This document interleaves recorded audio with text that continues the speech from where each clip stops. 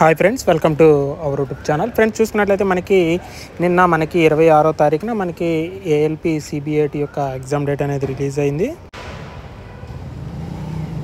ఆ యొక్క exam date అనేది జూలై 15 అనేది ఇవ్వడం జరిగింది. కానీ ఇంకా ఏఎల్పి సిబిటి యొక్క రిజల్ట్స్ అనేది రాలేదు. వాటి యొక్క అప్డేట్ అనేది ఏమి ఇవ్వలేదని చాలామంది కూడా అనుకుంటున్నారు.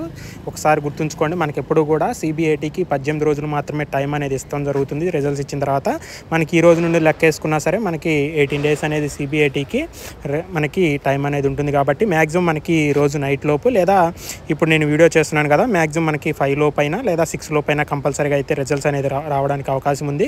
మ్యాక్సిమం 5 లోపు అయితే రిజల్ట్స్ వస్తాయి, లేదా ఈ రోజు నైట్ లోపు అయినా రిజల్ట్స్ అనేవి కంపల్సరీగా రావాలి. ఎందుకంటే రిజల్ట్స్ ఇచ్చిన తర్వాత 18 డేస్ మాత్రమే టైం అనేది ఇవ్వడం జరుగుతుంది ఎప్పుడైనా సరే సిబిఐటికి. కాబట్టి ప్రతి ఒక్కరు